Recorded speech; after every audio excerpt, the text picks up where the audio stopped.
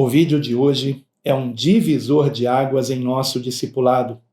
Ele é a introdução para a próxima etapa na qual estamos entrando e para que você compreenda o que nós estaremos ensinando daqui para frente e consiga, na verdade, colocar em prática o que será ensinado, é de crucial importância que você assista este vídeo até o fim. Se possível, acompanhando o que será aqui compartilhado da palavra de Deus com a sua Bíblia aberta, examinando os textos que eu quero compartilhar com você. Nós vamos começar com Mateus, capítulo 7, apenas 2 versículos por enquanto nesse capítulo, versículos 13 e 14, mas mantenha ainda a sua Bíblia aberta em Mateus 7, porque retornaremos aqui para esse capítulo daqui a pouco.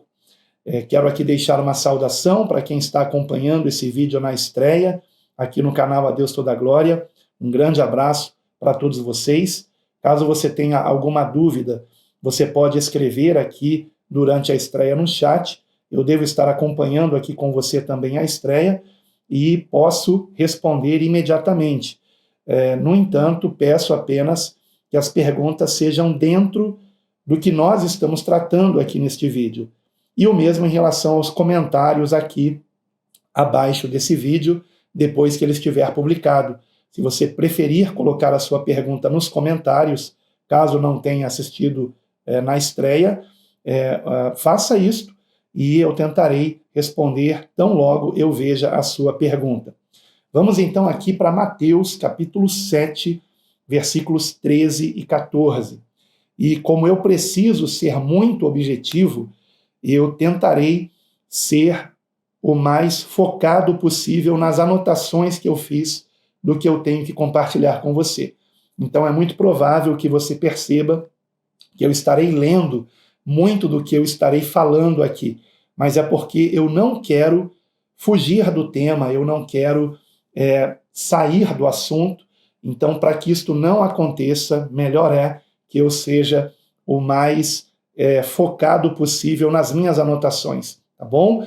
Mas vamos então para a leitura de Mateus capítulo 7, versículos 13 e 14, que nos diz assim: Entrai pela porta estreita, porque larga é a porta e espaçoso o caminho que conduz à perdição, e muitos são os que entram por ela.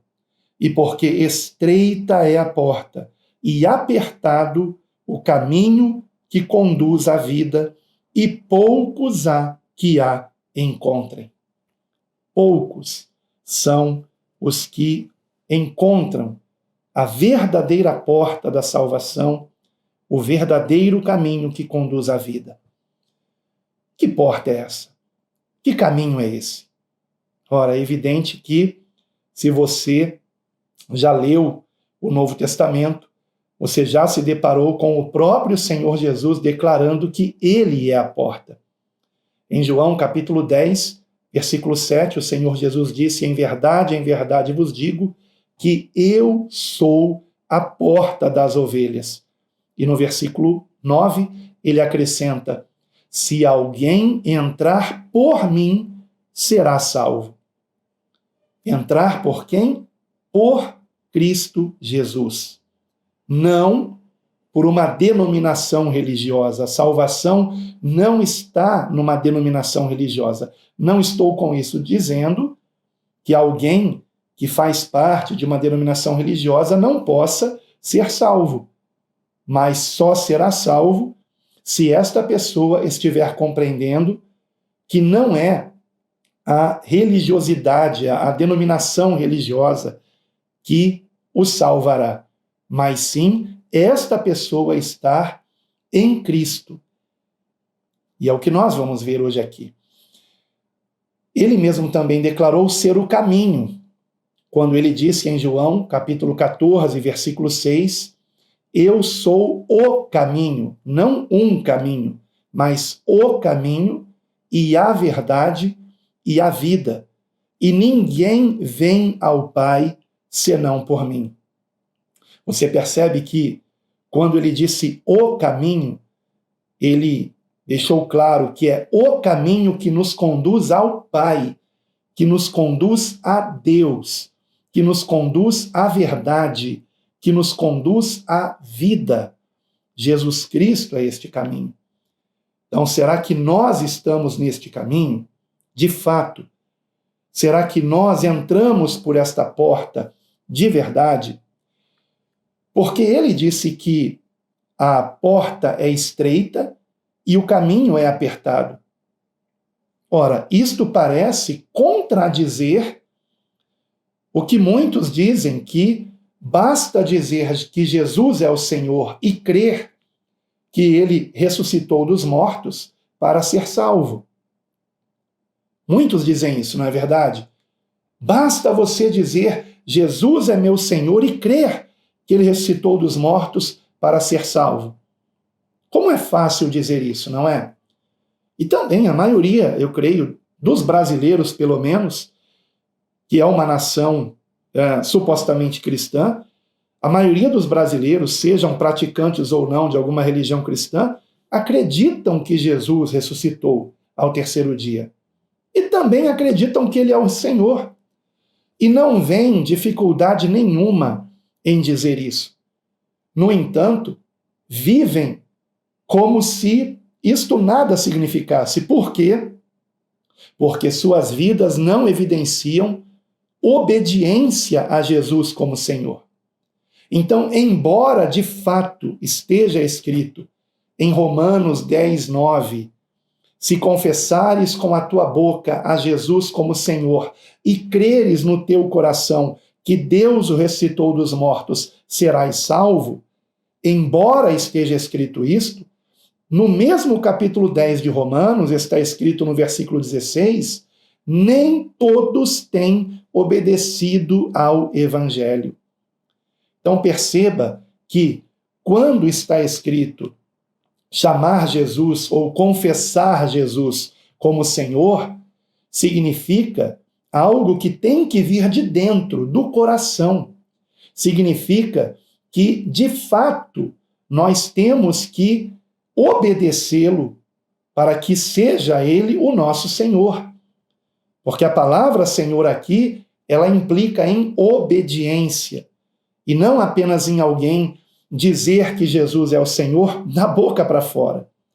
Porque quem realmente crê em Jesus como seu Senhor, o obedece. Porque, do contrário, ele não será o Senhor desta pessoa. Percebe? Então, nisto consiste o caminho ser apertado, em nós andarmos em obediência a Ele. O mesmo Senhor Jesus esclarece isso aqui mesmo em Mateus capítulo 7, nos versículos 21 a 23. Veja comigo, por favor. Mateus 7, versículos de 21 a 23. Nem todo o que me diz Senhor, Senhor, entrará no reino dos céus, mas aquele que faz a vontade de meu Pai que está nos céus. Muitos me dirão naquele dia, Senhor, Senhor, não profetizamos nós em teu nome, e em teu nome não expulsamos demônios, e em teu nome não fizemos muitas maravilhas? E então lhes direi abertamente, nunca vos conheci, apartai-vos de mim, vós que praticais a iniquidade.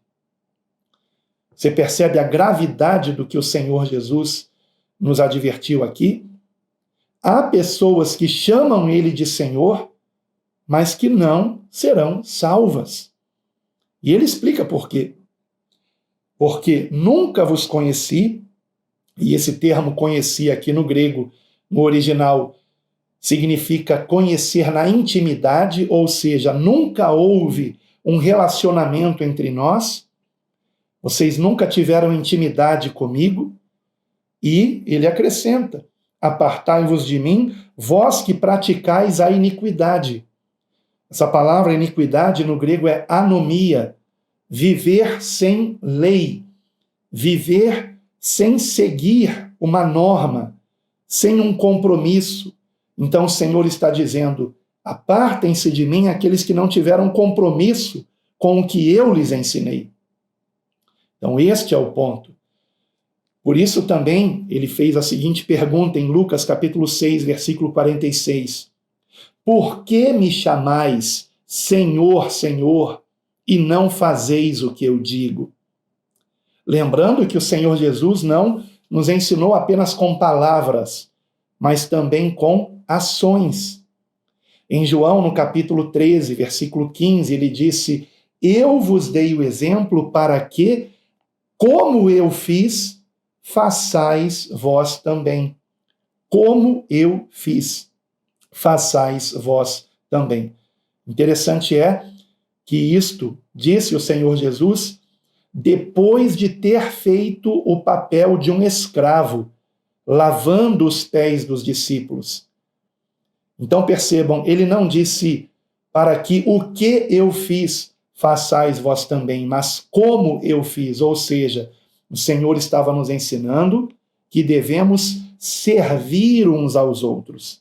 Hoje em dia, não faz mais o menor sentido alguém lavar os pés de outra pessoa, mas naquela época era algo que costumeiramente acontecia quando alguém chegava na casa de uma pessoa que tinha um serviçal e este serviçal lavava os pés da visita que ali chegava, porque naquela época as pessoas andavam de sandálias e, evidentemente, as ruas não tinham asfalto, eram ruas de terra e terra batida que levantava poeira, evidentemente, e então as pessoas tinham os seus pés sujos de poeira e havia uma honra para com a visita quando o serviçal, o escravo, lavava os seus pés.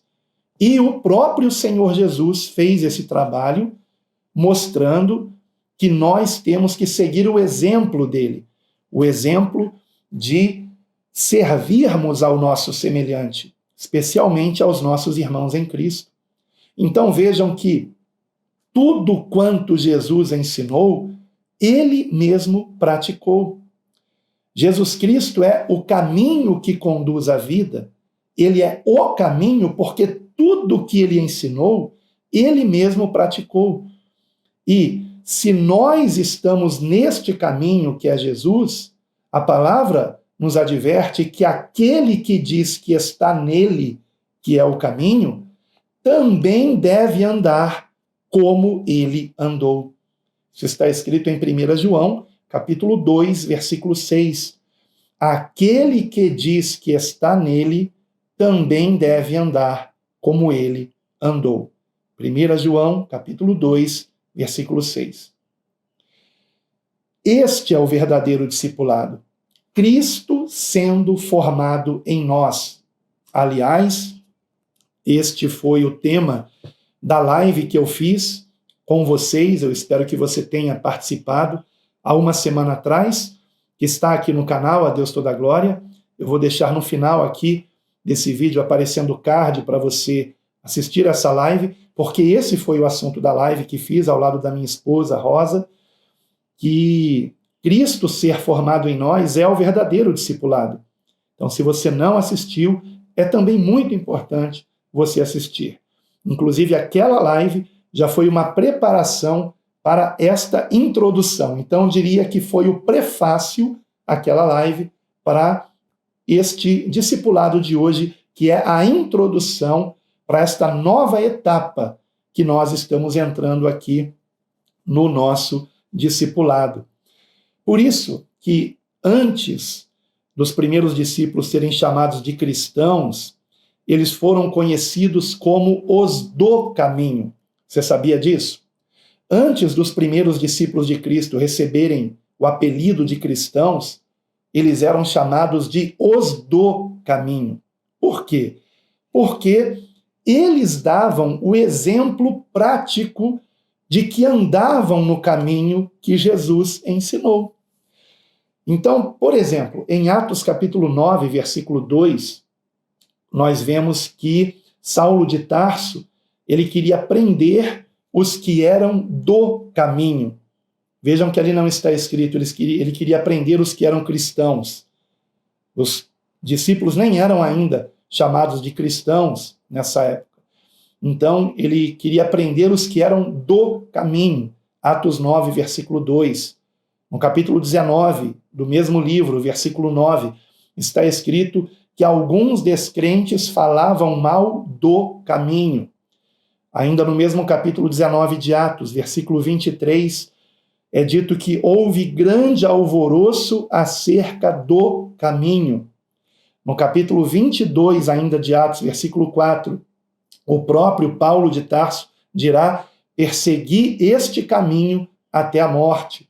E em outro discurso, no capítulo 24, versículo 14, discurso em sua defesa, ele diz: segundo o caminho a que chamam seita, sirvo a Deus. Então vejam que chamavam a fé cristã de caminho. Que caminho é esse? Jesus Cristo. Por que aqueles que seguiam Jesus eram chamados de o caminho?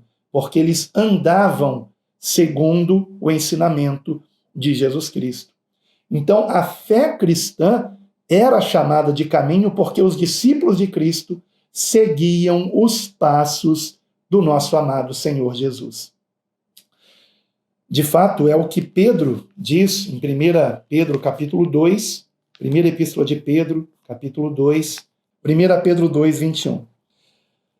Porque para isto sois chamados, pois também Cristo padeceu por nós, deixando-nos o exemplo para seguirdes os seus passos.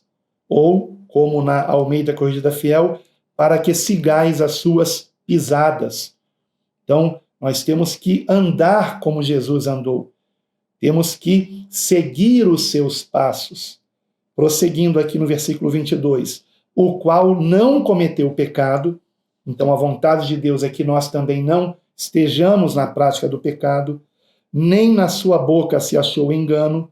Portanto, também o que sai da nossa boca, temos que tomar muito cuidado com isto. O qual, quando o injuriavam, não injuriava, e quando padecia, não ameaçava, ou seja, ele não pagava o mal com o mal, mas entregava-se àquele que julga justamente, levando ele mesmo em seu corpo os nossos pecados sobre o madeiro, para que, mortos para os pecados, pudéssemos viver para a justiça. Então você percebe? Ele levou sobre si os nossos pecados, não para que continuemos na prática do pecado, mas para que agora vivamos em novidade de vida, em santidade e justiça, para a sua glória. E pelas suas feridas fostes sarados. Sarados do quê? Sarados do pecado. Sarados desta enfermidade que é o pecado.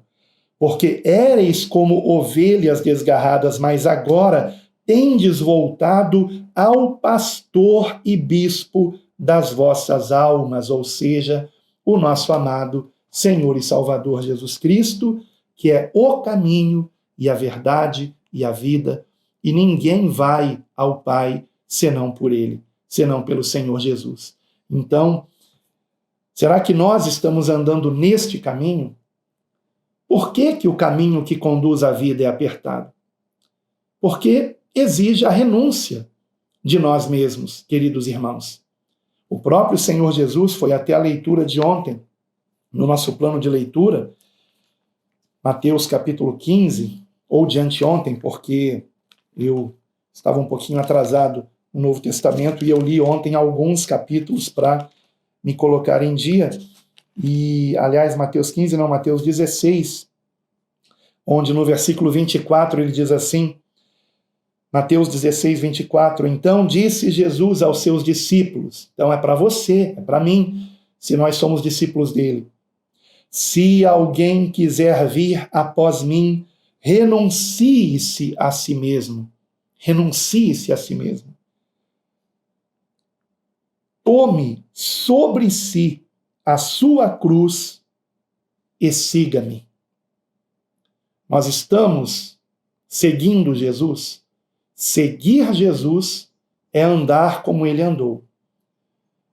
E o caminho em que ele andou leva à cruz. leva ao Calvário. É possível que alguns de nós que estamos aqui neste discipulado venhamos sofrer perseguição. Na verdade, é muito provável que isso aconteça, porque o próprio Senhor Jesus ensinou que aquele que piamente quiser viver em Cristo Jesus padecerá perseguições.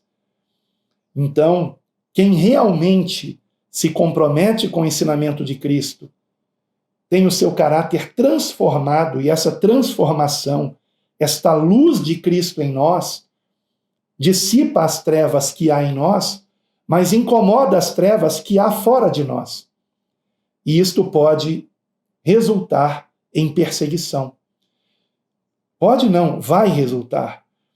Então é muito importante que nós estejamos compreendendo que aquele que diz que está nele, que está em Cristo, que é o caminho, deve andar como ele andou, porque ele nos deu o exemplo do caminho que devemos andar. Então, é muito importante entendermos isso, que o verdadeiro discipulado é Cristo sendo formado em nós. E esse caminho é apertado porque exige a renúncia de nós mesmos, exige que nós venhamos submeter a natureza humana, carnal, com a qual nós nascemos nesse mundo, que ela seja submetida ao total controle do Espírito Santo, visando a transformação do nosso caráter segundo a vontade de Deus. Porque nós existimos para a glória de Deus e não para a nossa própria glória. Paulo compreendeu muito bem isso e, por isso, escrevendo aos Gálatas, no capítulo 2, aliás, escrevendo aos Gálatas, ele tratou bastante desse assunto. No capítulo 2, versículo 20, ele declara: vivo não mais eu, mas Cristo vive em mim. Então, este é o verdadeiro discipulado. Isto é andar no caminho. Cristo sendo manifesto em nós. Por isso ele aconselhou e ensinou, na verdade, no capítulo 5 da mesma epístola, aos Gálatas, versículo 16, andai em espírito e não cumprireis a concupiscência da carne. Qual o segredo para que nós não andemos na prática do pecado? O segredo é nos enchermos do Espírito Santo. Andai em espírito. Percebe que quando ele diz andar, isto lembra um caminho? E no mesmo capítulo, no versículo 25 de Gálatas capítulo 5, ele declara: se vivemos em espírito, andemos também em espírito. Então, é necessário compreendermos, e aqui eu chamo a sua atenção para isso, é o ponto mais importante desse vídeo, o que eu vou dizer agora. Então, por favor, o máximo de atenção. Eu vou até ler como eu escrevi aqui, para que eu não erre em nenhum ponto do que eu tenho que dizer. Atenção! É impossível permanecermos em Cristo na prática sincera dos seus ensinamentos, que são o resultado da verdadeira fé, se não for pelo poder do Espírito Santo. Repito, é impossível permanecermos em Cristo, que é o caminho que conduz à vida, ou seja, permanecermos na prática sincera dos seus ensinamentos, que são o resultado da verdadeira fé, se não for pelo poder do Espírito Santo. Ou seja, o Espírito Santo é que nos possibilita andarmos no caminho que é Jesus Cristo.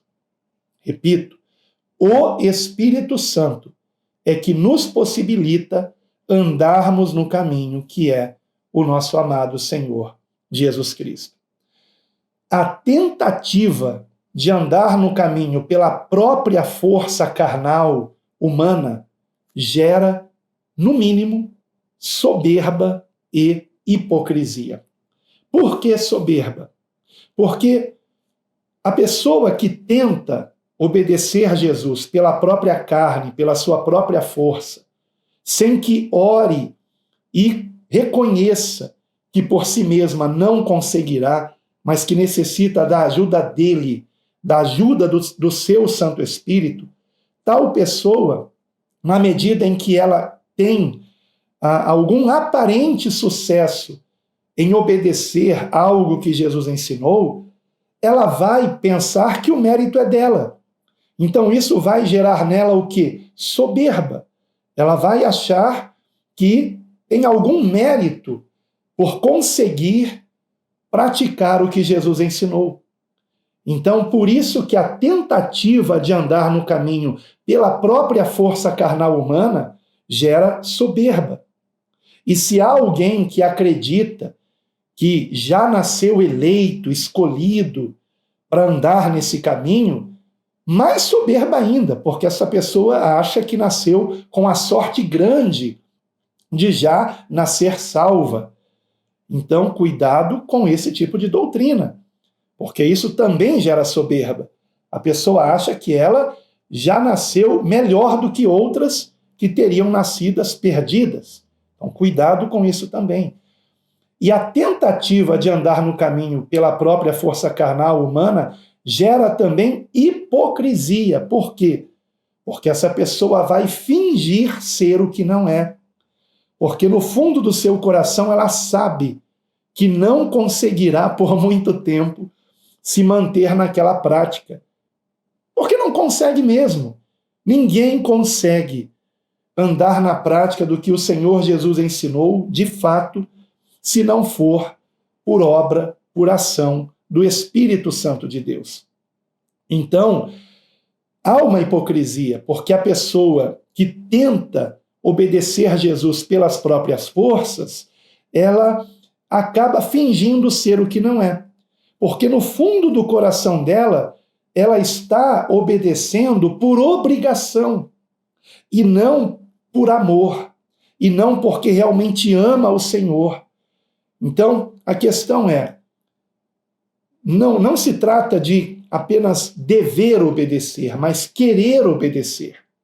E o novo nascimento em Cristo se dá quando, mais do que um dever, a nossa obediência passa a ser um querer, ainda que tenhamos dificuldade de obedecer.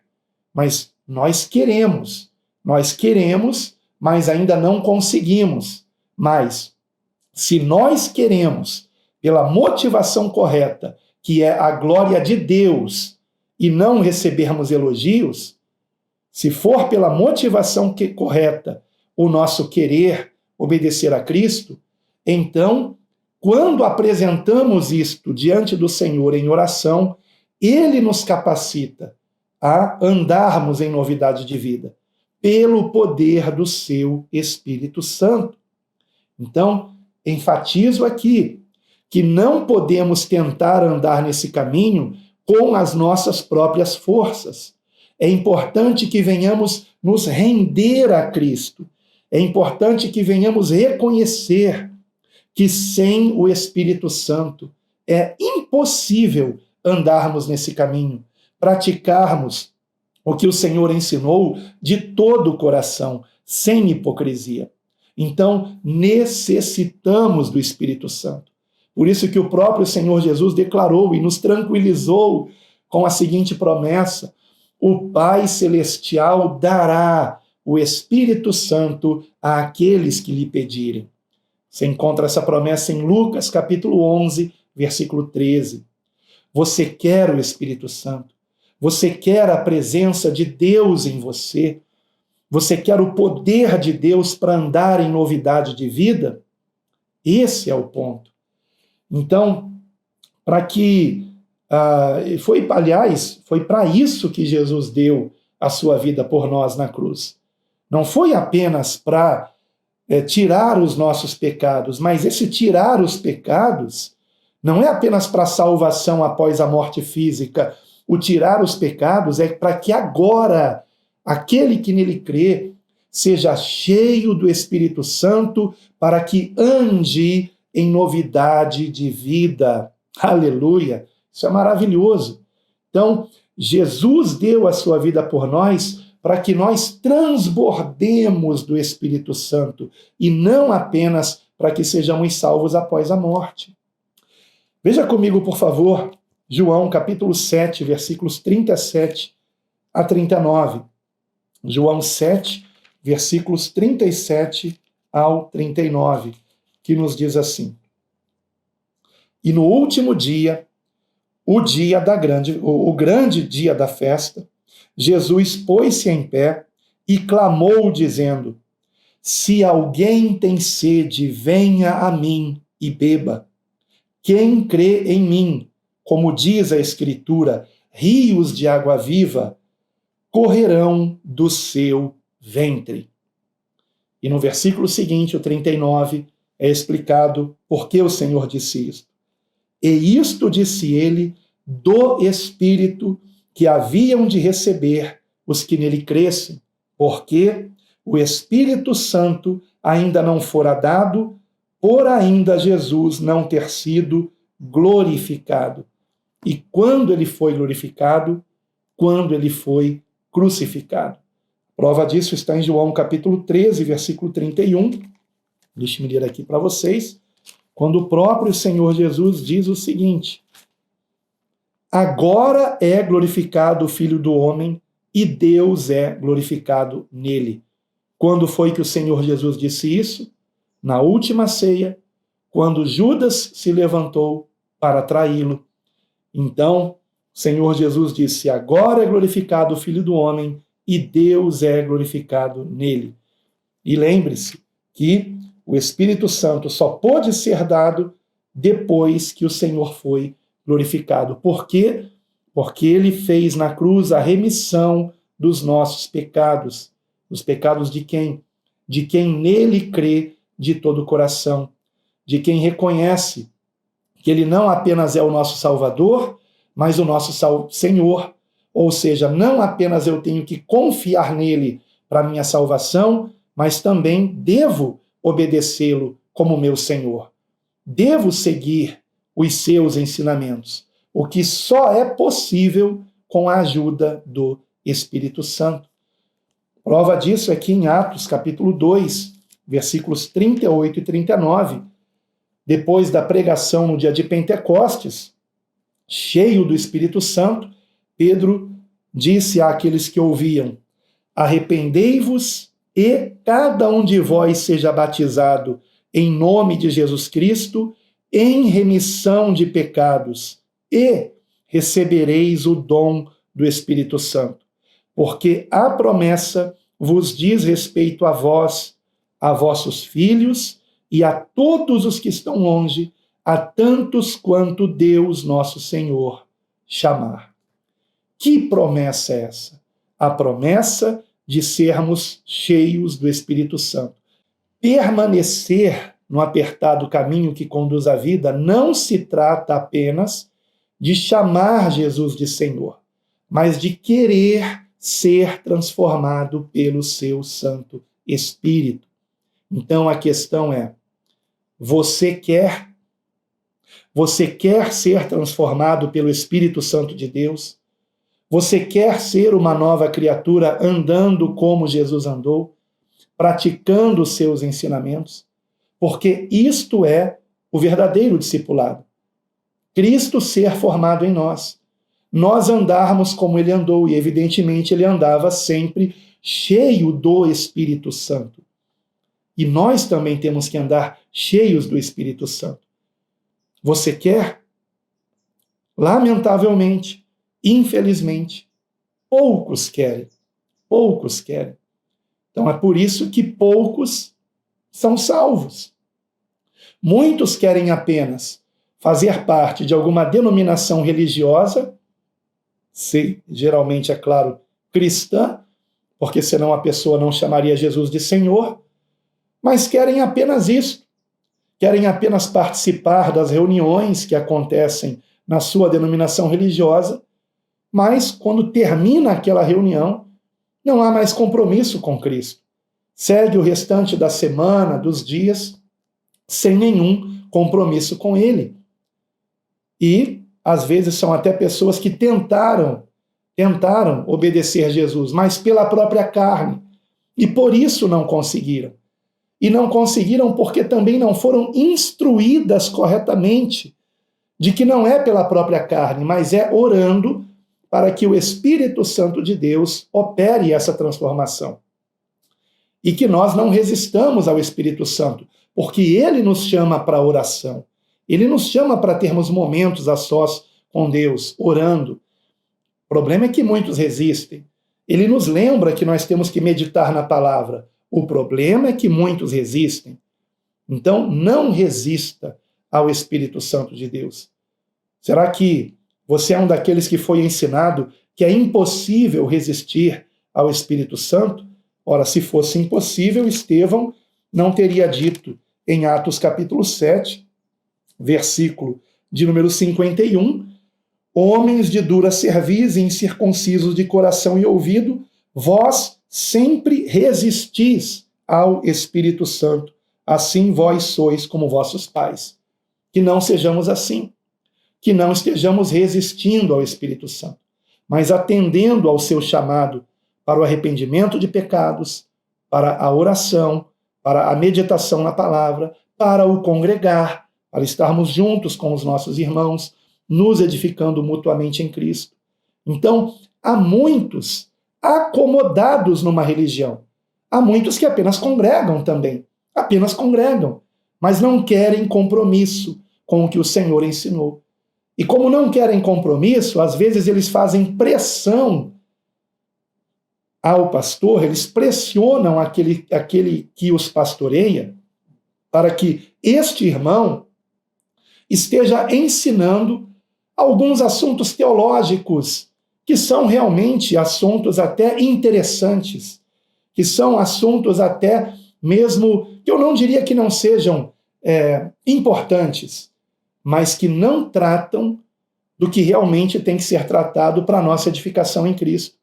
Então, por exemplo, alguém pode parar de ensinar o que Jesus ensinou para ficar ensinando sobre a diferença entre pré-tribulacionismo, mesotribulacionismo e pós-tribulacionismo. Ora, esse é um assunto interessante, mas de prático, para a nossa vida prática, para nós abandonarmos nossos pecados e andarmos em novidade de vida. Não serve para isso. Então, é um dos exemplos que eu estou dando aqui. Pastor, me ensine qual a diferença entre profetas menores e maiores. O que isto vai trazer de proveito para você andar em novidade de vida? Pastor, me explique o que é o Pentateuco. Olha, aí é que está a questão, né? Esse tipo de assunto hoje ninguém mais tem dificuldade para aprender. Você pesquisa num site de buscas aí como o Google e você vai ter ali a resposta. Tome apenas cuidado com a fonte que você está pegando a resposta. Agora, quando nós nos reunimos como igreja, o próprio Paulo, escrevendo aos Coríntios, 1 Coríntios, capítulo 14, ele deixou bem claro que na reunião cristã, tudo tem que ser para a nossa edificação em Cristo, para a nossa edificação em Cristo, para nos fortalecermos em Cristo, para andarmos cada dia mais em santidade e justiça.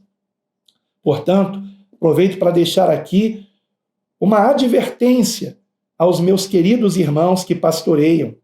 Cuidado para que vocês não caiam no erro que Arão caiu, quando, por Moisés se demorar no monte, eles pressionaram Arão que lhes fizesse um ídolo para que eles adorassem. E dali foi feito o bezerro de ouro. Muitas pessoas querem um Jesus soft, querem um Jesus que não fale de sofrimento, que não fale de arrependimento de pecados, para que essas pessoas continuem confortavelmente nos seus erros. Mas aquele que pastoreia tem que tomar cuidado com a pressão do povo e continuar sendo fiel à missão que o Senhor nos designou, queridos irmãos. Ele nos disse que nós temos que não apenas batizar, mas também ensinar a guardar todas as coisas que ele nos mandou. Então eu vou ler o que está escrito aqui exatamente em Mateus 28, 20. Ensinando-os a guardar todas as coisas que eu vos tenho mandado. Essa é a nossa missão. Esta é a nossa missão. Ensinarmos o que o Senhor Jesus nos ensinou. Com isso, eu não estou querendo dizer que temos que pregar apenas nos evangelhos, não. Porque tudo quanto Jesus nos ensinou, também os apóstolos ensinaram.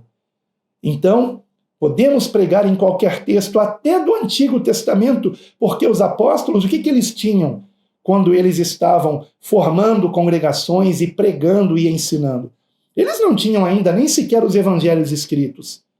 Então, eles usavam os textos do Antigo Testamento para pregar Jesus Cristo, como o próprio Pedro fez em Atos capítulo 2, onde ele usou um texto do profeta Joel, Atos capítulo 2, ele usou aqui a partir do versículo 16, quando ele começa a sua pregação, ele cita o que foi dito por Joel, e logo em seguida, no versículo 22, quando ele termina de citar o texto de Joel, ele já começa a falar de quem? De Jesus Cristo.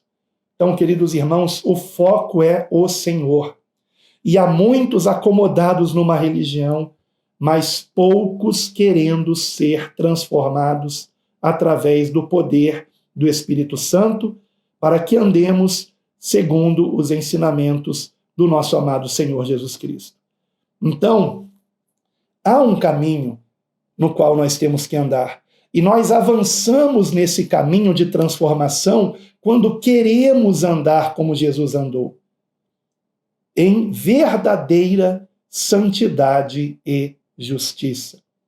Eu ainda preciso trazer aqui um discipulado mostrando para vocês várias passagens bíblicas que nos revelam isto, que a prática do que Jesus nos ensinou, ele se enquadra em santidade e justiça. É por isso que, quando lemos, por exemplo, as epístolas, nós encontramos várias vezes o texto ali organizado em blocos em que se fala de santidade e justiça, e depois santidade novamente e justiça. O que eu quero dizer com isso? Santidade é a rejeição do mal, é o abandono do pecado. E justiça é a prática do bem, daquilo que é correto, daquilo que é justo, daquilo que é íntegro. Então, o resultado da nossa fé é andarmos em santidade e justiça. A graça de Deus nos ensina isso. Eu gosto muito, e vocês já me ouviram aqui falar de Tito, capítulo 2, versículo 11, que diz: porque a graça salvadora de Deus se há manifestado a todos os homens, ensinando-nos que, ou seja, a graça de Deus nos ensina, ensinando-nos que, renunciando à impiedade e às concupiscências mundanas, vivamos neste presente século sóbria e justa e piamente. Então você percebeu? Renunciando à impiedade e às concupiscências mundanas. O que é isto? Santidade. É a renúncia do pecado, é a rejeição do mal. Renunciando à impiedade e às concupiscências mundanas, vivamos neste presente século sóbria e justa e piamente. Ou seja, aqui a prática da justiça. Compreende? Santidade e justiça. Então, queridos irmãos, nós não nos convertemos a Cristo para continuarmos vivendo na prática do pecado.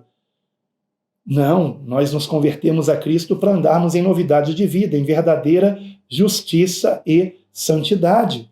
Então, é interessante que o próprio texto aqui em Tito, no capítulo 2, ele prossegue dizendo: aguardando a bem-aventurada esperança e o aparecimento da glória do grande Deus e nosso Salvador Jesus Cristo, o qual se deu a si mesmo por nós para nos remir de toda a iniquidade e purificar para si um povo seu especial, zeloso de boas obras. Então você vê novamente aqui no versículo 14, santidade e justiça. A santidade é sermos livres de toda iniquidade, puros, andarmos em pureza, em santidade, e justiça na prática de boas obras. Não boas obras para sermos salvos, mas boas obras porque em Cristo somos salvos. Então, quem está em Cristo pratica boas obras. Quem está em Cristo anda como ele andou. Então, enfatizo isto. Nós não andamos assim em santidade e justiça para sermos salvos, e sim porque amamos a Cristo que nos salva. Fique bem enfatizado isso. Vamos ler aqui em Efésios, capítulo 4, por favor, versículos de 20 a 25. Isto mais uma vez enfatizado. Efésios, capítulo 4. Bom, já que vamos ler Efésios 4, do 20 a 25, já estamos aqui em Efésios mesmo, vamos então aqui para o 2 também, que reforça que as boas obras são resultado da nossa salvação e não a causa da salvação. Tá? Efésios 2, versículo 8. Porque pela graça sois salvos. E lá em Tito você viu que a graça é ensinadora, né? Ela nos ensina a andar em santidade e justiça. Porque pela graça sois salvos, por meio da fé. E isto não vem de vós, é dom de Deus. Não vem das obras. O que não vem das obras? A nossa salvação. Não vem das obras para que ninguém se glorie, porque somos feitura sua, criados em Cristo Jesus para as boas obras, as quais Deus preparou para que andássemos nelas. Então, há um caminho que temos que andar, um caminho de santidade e justiça, o caminho que o próprio Senhor Jesus andou. Ele nos deu exemplo. Agora vamos para Efésios 4, versículos 20 em diante. Mas vós não aprendestes assim a Cristo. Não aprendestes o quê? Não aprendestes a andar no pecado. É isso que o contexto está falando, tá bom? Então nós não aprendemos a andar no pecado. Vós não aprendestes assim a Cristo. Versículo 21 agora. Se é que o tendes ouvido e nele fostes ensinados, como está a verdade em Jesus, que, quanto ao trato passado, vos despojeis do velho homem, que se corrompe pelas concupiscências do engano, e vos renoveis no espírito da vossa mente, e vos revistais do novo homem, que, segundo Deus, é criado em verdadeira justiça e santidade. Por isso, deixai a mentira e falai a verdade, cada um com o seu próximo, porque somos membros uns dos outros. Deixai a mentira e falai a verdade. Deixai a mentira, santidade. Paremos com o pecado da mentira e falai a verdade, a prática da justiça. Façamos o que é correto. Então vejam que seguir Jesus não é apenas deixar de fazer o que é errado, é também fazer o que é correto. Isto é muito significativo, muito importante. Então perceba que, se nós estamos diante de uma decisão de dizermos a verdade ou uma mentira, você percebe que nesse momento nós estamos diante de uma escolha entre o caminho largo da perdição, que é a mentira, porque é muito fácil mentir e fugir de uma responsabilidade, de uma consequência por algo errado que se fez. Então, a mentira é a decisão do caminho largo. Dizer a verdade é optar pelo caminho apertado. É nós estarmos escolhendo a porta certa e, andando na verdade, seguimos por esse caminho. Mas dizer a verdade, às vezes, ela traz consequências de uma responsabilidade que nem todos querem assumir. Quando alguém causa algum prejuízo e esta pessoa esconde que foi ela que causou esse prejuízo, ela fez uma escolha. A escolha é pelo caminho da perdição. E quando essa mesma pessoa, ela rejeita esta ideia de mentir e fugir das consequências, mas reconhece o erro que cometeu e diz a verdade, esta pessoa está escolhendo o apertado caminho que conduz à vida. Você percebe? Então, uma pessoa que diz que é de Cristo, mas continua mentindo para se livrar das consequências de dizer a verdade, tal pessoa, ainda que chame Jesus de Senhor, não o tem como Senhor de fato, compreende? Então, qual é a escolha que nós temos feito? Diariamente nós estamos diante de escolhas, queridos irmãos. Diariamente, queridos irmãos. Qual é a sua escolha? A mentira ou a verdade? Eu fiz uma lista aqui com mais de 20 escolhas e é focado em cada um desses pontos que nós estaremos a partir do próximo discipulado. Nós estaremos iniciando uma caminhada com Cristo e em Cristo, buscando fazermos as escolhas certas.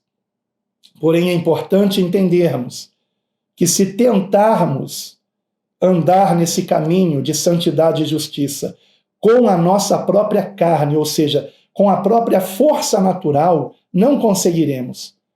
E a tentativa disso traz soberba e hipocrisia. Então, nem tente.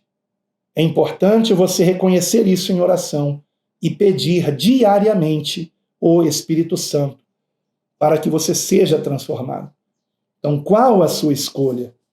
Você escolhe o caminho largo da mentira ou o caminho apertado da verdade?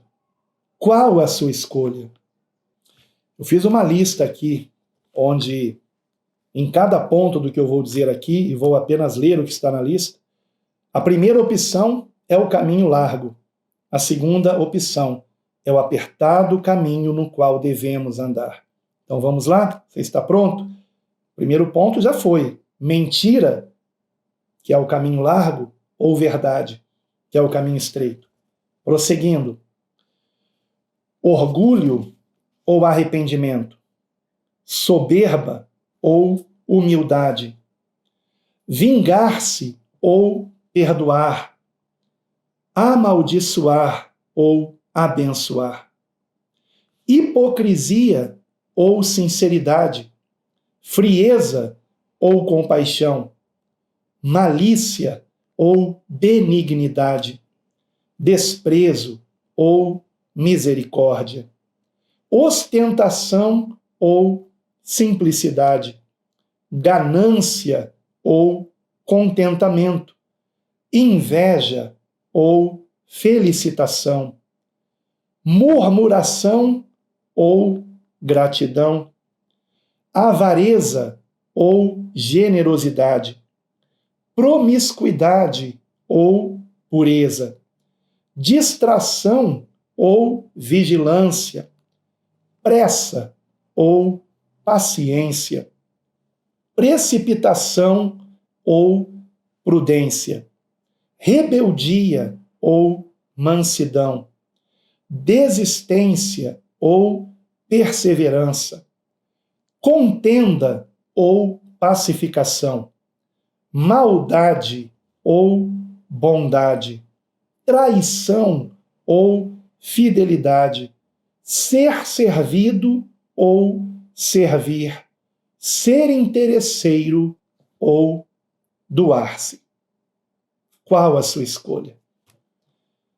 Falei tudo muito depressa, porque não tenho como parar aqui em cada um desses pontos. Mas se você puder e quiser, volte aqui onde eu iniciei essa lista e pare em cada um desses pontos e reflita. Mas é o que nós faremos a partir do próximo discipulado.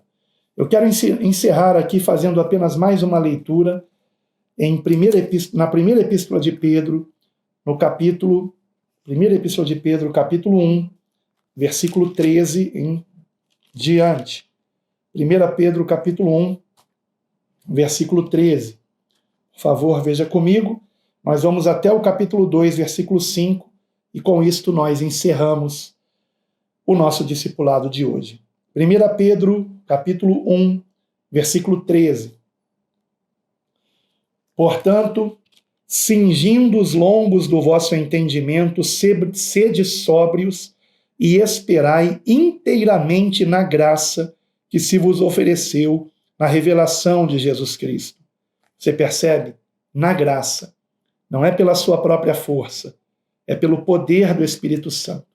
Porque a graça de Deus é a oportunidade que o Senhor nos dá do arrependimento de pecados, para que destes pecados sejamos perdoados e possamos viver em novidade de vida pelo poder do Espírito Santo. Então, descanse na graça de Deus. Descanse em Jesus Cristo. Como fazemos isso? Diariamente orando e declarando isso. Senhor, eu confio em Ti. Esteja, Senhor, trabalhando em minha vida, esteja me transformando. Então, vejam, mais uma vez aqui eu vou ler o 13 e você perceberá que o 14 já fala do quê? De obediência. Vamos lá, novamente. 1 Pedro 1, versículo 13. Portanto, cingindo os lombos do vosso entendimento, sede sóbrios e esperai inteiramente na graça que se vos ofereceu na revelação de Jesus Cristo. Como filhos obedientes, não vos conformando com as concupiscências que antes havia em vossa ignorância, mas, como é santo aquele que vos chamou, sede vós também santos em toda a vossa maneira de viver. Porquanto está escrito, sede santos, porque eu sou santo. E, se invocais por Pai àquele que, sem acepção de pessoas, julga segundo a obra de cada um, andai em temor durante o tempo da vossa peregrinação, sabendo que não foi com coisas corruptíveis, como prata ou ouro, que fostes resgatados da vossa vã maneira de viver, que por tradição recebestes dos vossos pais, mas com o precioso sangue de Cristo, como de um cordeiro imaculado e incontaminado, o qual, na verdade, em outro tempo foi conhecido, ainda antes da fundação do mundo, mas manifestado nestes últimos tempos por amor de vós. E, por ele, credes em Deus, que o ressuscitou dentre os mortos e lhe deu glória, para que a vossa fé e esperança estivessem em Deus, purificando as vossas almas pelo Espírito na obediência à verdade para o amor fraternal. Vejam que interessante. Primeiro ele falou de santificação, de andarmos em santidade, e agora ele fala da justiça. Esse é um dos textos de muitos que nós encontramos esse equilíbrio, santidade e justiça. Santidade e justiça. Agora vai falar da justiça.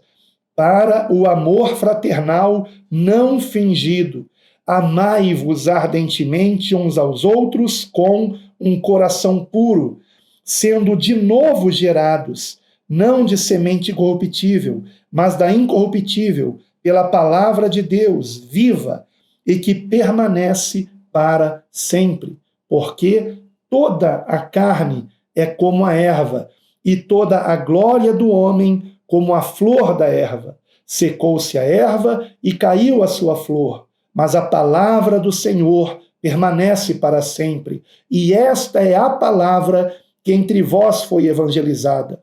Deixando, pois, toda a malícia e todo o engano e fingimentos e invejas e todas as murmurações, desejai afetuosamente, como meninos novamente nascidos, o leite racional, não falsificado, para que por ele vades crescendo, se é que já provastes que o Senhor é benigno, e, chegando-vos para ele, pedra viva, reprovada na verdade pelos homens, mas para com Deus eleita e preciosa, vós também, como pedras vivas, sois edificados casa espiritual e sacerdócio santo para oferecer sacrifícios espirituais agradáveis a Deus por Jesus Cristo. E que sacrifícios espirituais agradáveis a Deus por Jesus Cristo são esses? Andarmos em novidade de vida, andarmos como Ele andou, andarmos em santidade e justiça, não para a nossa própria glória, mas somente para a glória de Deus. Quero convidar você a orar comigo para que andemos assim. Amado Deus, querido Pai, a minha esperança e oração a Ti, Senhor, é que todo este ensinamento do nosso amado Senhor Jesus Cristo, Teu ensinamento, através de Cristo, esteja sendo compreendido, Senhor, por todos que participaram deste discipulado. Ajuda-nos, ó Senhor, a compreendermos que não é pela nossa força, mas é quando nos rendemos a Ti. E nós nos rendemos a Ti e reconhecemos que não conseguiremos de nós mesmos fazer coisa alguma com sinceridade. Senhor, ajuda-nos a percebermos o quanto ainda há de necessidade de sermos transformados e que tudo isso aconteça pelo Teu poder e para a Tua glória. Que não haja em nós nenhum resquício de maldade, mas que o Teu Espírito Santo nos faça andar em novidade de vida para a Tua glória. No santo nome do Senhor Jesus, oramos e Te agradecemos. Amém.